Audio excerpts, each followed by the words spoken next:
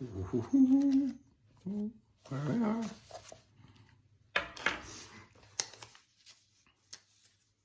Shh!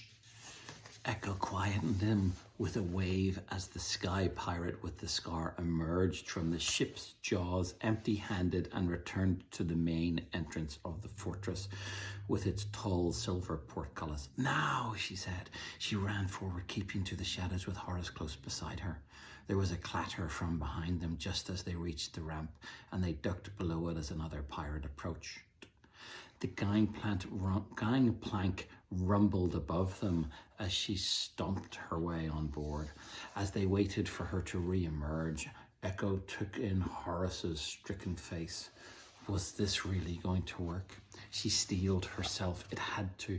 There was no other way back. Lil and the others had no idea where she and Horace were, and if Obsidian left Shark's Fin Peak too, they really would be stranded on a mountain of ice with no way home. This was the only way out. She waited until the pirate had stamped back down the gangplank. Come on, she whispered to Horace, and they heaved themselves to the gangplank and onto Obsidian's gaping mouth. Echo scurried into the ship's hold where she ducked behind a crate marked Sky Biscuits, pulling Horace behind her. They were just in time as more footsteps heralded the arrival of another group of barrel-rolling pirates. Echo and Horace were deep in the Obsidian. Do you know that the Obsidian is the name of the ship? We learned that the last time, but just in case we forgot. So Obsidian is the ship whenever we hear about they're deep in the Obsidian's windowless belly. She's talking about the ship. And Echo had to blink as her eyes adjusted to the gloom. As she did so, she saw that the hold was packed with weapons, barrels of gunpowder, boxes marked hatchets and crossbows, and a huge crate that said Shark Chow in lurid red letters. Chow is a word for food. And so if it's Shark Chow, what would that be? Shark food. Exactly. Echo remembered with horror Flora's tales of thunder sharks. They say their leader, Old Gus, keeps a shark tank in the hold of their ship, and if someone crosses him, he feeds them to the sharks. Was there really a tank of ferocious creatures down here? She glanced around nervously, then shrank back further as the footsteps got closer. Reckon we're ready, asked a gruff woman's voice. Ready enough, said a man. Old Gus wants to leave pronto. Get a head start on the others. That's assuming they haven't left already. They've got to get back to their crews first, remember. Echo's heart twisted as she thought of Lil heading back to the Scarlet Margaret without them. When would she notice Echo was gone? Would she look in her cabin when she returned from Shark's Fin Peak in the morning? Echo bit her lip with worry. They'd just have to get back before then. They'd be in with a chance if they ended up somewhere near Sleepy Palms.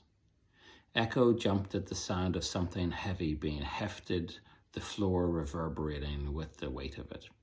That's it then, said the woman. Onward to the Aqua Libra vaults. The Aqua Libra vaults? Echo racked her brain, but she couldn't remember ever seeing that name on any of Lil's charts or Professor Digerwig's map back in Torbullion. She looked over at Horace, but he shrugged and looked as mystified as she was. Let's close her up, said the man. The footsteps faded away down the gangplank again. Then there was a clank and a grinding sound, and the little light there was gradually dwindled to a sliver before disappearing completely and leaving Echo and Horace alone in the gloom. Echo, I don't like this, said Horace. Someone's bound to find us. Echo swallowed. She knew he was right. Here they were, stuck in the dark on an enemy airship teeming with vicious pirates, heading for who knew where. When would they get back to the Scarlet Margaret? Would they get back to the Scarlet Margaret? She shook her head. There had to be a small chance that they'd make it. She forced a smile on her face and patted his arm. Stop worrying, she said. We'll be fine. Do you still have the glow jar? Horace fumbled in his satchel and passed the jar over, shaking it gently to wake the little bugs up. Echo held it up, blinking in its light, and took in the barrels and crates around them. On the opposite side of the hold, a huge sheet of glass caught the light and Echo jerked back. "What's that?" said Horace. "I don't think you want to know," said Echo, creeping closer. It was an enormous tank, twice as tall as Echo was, and it was full of water. But she couldn't make out anything else behind the glass. She peered so close her nose was almost touching it. Gilbert emerged from her collar and sniffed at the tank too. "I think it's empty." Bang! A huge white snout loomed out and thudded into the glass right in front of Echo's face. She shrieked and leapt backwards, and the shape disappeared into the gloom with a flash of razor-sharp teeth. What was that?" Horace had arrived beside her. Echo shoved him away. She whispered, "It's a..." "What do you think it is?" "It's in a big tank, and we already heard that whenever old Gus is cross with somebody, he feeds them to the sharks."